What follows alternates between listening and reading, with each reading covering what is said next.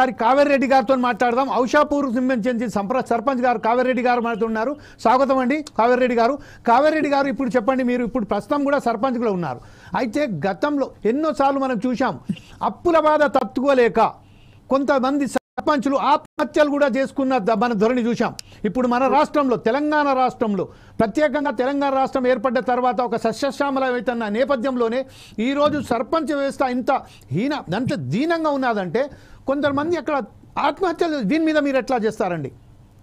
నమస్కారం అండి. ముందుగా ఫోర్ సైడ్స్ టీవీ వారికి ధన్యవాదాలు. నిజంగా ఈరోజు సర్పంచ్లని మళ్ళీ కాల్ చేసి మీ సమస్యలు, మీ బాధలు చెప్పుకోవడానికి మాకు ఒక అవకాశం ఇచ్చినందుకు ప్రత్యేక ధన్యవాదాలు తెలియజేస్తున్నాను.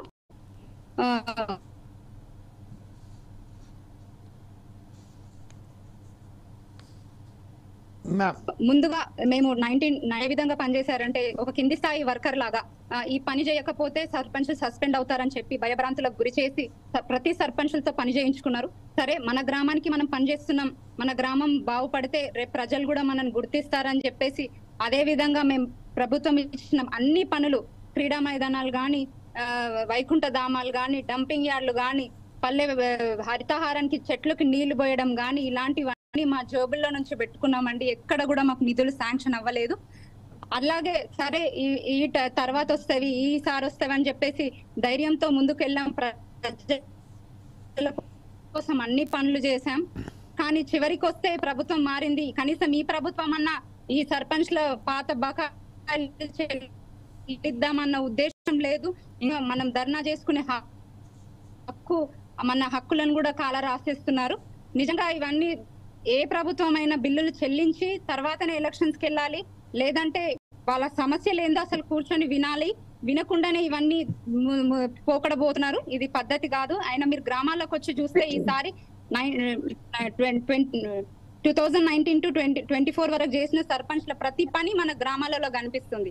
అటువంటి అభివృద్ధి ఎక్కడ కూడా అప్పుడు ఎవరు కూడా చేయలేదు.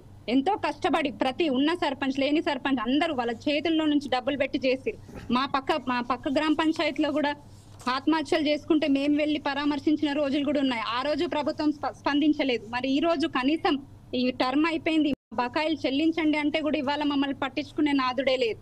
అసలు సర్పంచ్ వ్యవస్థనే భ్రష్టు పట్టేసారు. సర్పంచ్ అనే వ్యక్తికి విలువ లేకుండా చేసేసి ఈ రోజు గ్రామాలు అసలు ఇప్పుడైతే ప్రస్తుతం మా గ్రామ పంచాయతీ మున్సిపల్లో కలిపేయడం జరిగింది.